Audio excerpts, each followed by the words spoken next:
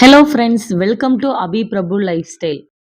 30 days breakfast recipe ஆரம்பிச்சதுலேருந்தே கொஞ்சம் health இஷ்யூவா இருந்தது. அது மட்டும் இல்லாம குழந்தைங்களுக்கும் கொஞ்சம் உடம்பு சரியில்ல. என்னால கன்டினியூஸா வீடியோஸ் போட முடியல. ஆனா இனிமேல் கன்டினியூஸா உங்களுக்கு வந்துட்டு ஒரு ஹெல்த்தியான பிரேக்ஃபாஸ்ட் ரெசிபி நான் கொடுப்பேன்னு நான் நினைக்கிறேன். இன்னைக்கு டே 5 கொள்ளு வச்சு ஒரு இட்லி ரெசிபி தான் செய்ய போறோம். 1 கப் கொள்ளு எடுத்துக்கோங்க.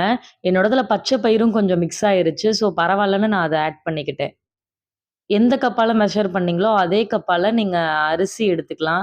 இட்லி அரிசி நீங்க எத வேணாலும் எடுத்துக்கலாம். என்கிட்ட சிகப்பரிசி இருந்தது. ஸோ 1 கப் சிகப்பரிசி எடுத்துக்கிட்டேன். 1/2 கப் உளுந்து எடுத்துக்கலாம். இதோட கொஞ்சம் 1/2 டீஸ்பூன் வெந்தயமும் சேர்த்துக்கலாம். இது எல்லாமே ஒரே பவுல்லயே நம்ம ஆட் பண்ணிக்கலாம். இத ஒரு 4 டூ 5 டைம்ஸ் நல்லா வாஷ் பண்ணிட்டு, ஒரு 2 மணி நேரம் ஊற வச்சு எடுத்துக்கலாம். சுகரால பாதிக்கப்பட்ட லிஸ்ட்ல நம்ம தமிழ்நாடு தான் நம்பர் 1 இடத்துல இருக்குன்னு சொல்றாங்க. ஒண்ணும் இல்லங்க. நம்ம சாப்பிடுற சாப்பாட ஒரு ஹெல்த்தியான சாப்பாடா நம்ம பார்த்து சாப்பிட்டாலே போதும். நம்மளுக்கு எந்த ஒரு வியாதியும் இல்லாம சந்தோஷமா இருக்கலாம்.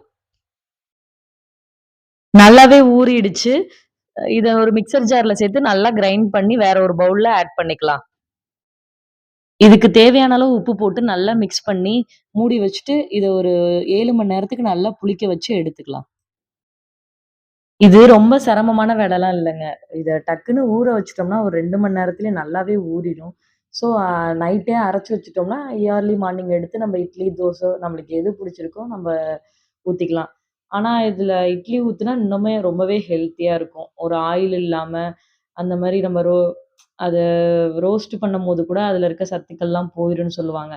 ஸோ, நம்ம முடிஞ்ச அளவுக்கு அந்த ஆவியில வேக வச்சு எடுத்துக்கிறது ரொம்பவே நல்லது. நல்லாவே புளிச்சிருக்கு பாருங்க. இனிமேல் நம்ம இட்லி ஊத்தி நம்ம எடுத்துக்கலாம்.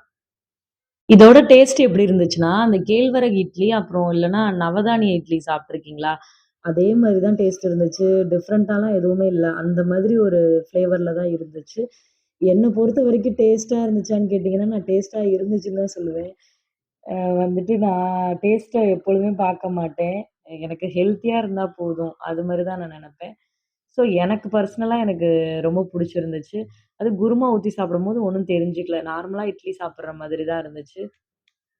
இது செய்றதெல்லாம் ஒரு பெரிய விஷயம் இல்லங்க. நம்ப கூட சாப்ட்டுறலாம். ஆனா குழந்தைங்கள சாப்பிட வைக்கிறது ரொம்பவே கஷ்டம். ஏன்னா நம்ம சின்ன வயசுல இருந்தே நான் என்ன பழக்கியிருக்கோமோ, அதுதான் குழந்தைங்களுக்கு வரும். ஸோ புதுசா நம்ம இது மாரி நம்ம செய்யும்போது, கொஞ்சம் குழந்தைங்க சிரமம் தான் படுவாங்க சாப்பிடுறதுக்கு. ஆனா என்னோட குழந்தைங்களுக்கு நான் சின்ன வயசுல இருந்தே அப்பப்ப பழகியிருக்கேன். ஸோ அவங்க சாப்பிட்டது தான் எனக்கு அவ்வளோ ஒரு சந்தோஷமா இருந்துச்சு. கொள்ளுல 22லருந்து 25 கிராம் புரோட்டீன் இருக்கு. அது மட்டும் இல்லாம நம்ம எலும்பு மற்றும் தசை வளர்ச்சிக்கும் ரொம்பவே யூஸ்ஃபுல்லா இருக்குன்னு சொல்றாங்க. ஸோ நீங்க இதே மாரி நீங்க ட்ரை பண்ணி பார்த்துட்டு எனக்கு எப்படி இருந்துச்சுன்னு கமெண்ட் பண்ணுங்க. நெக்ஸ்ட் வீடியோல மீட் பண்ணலாம். Thank you.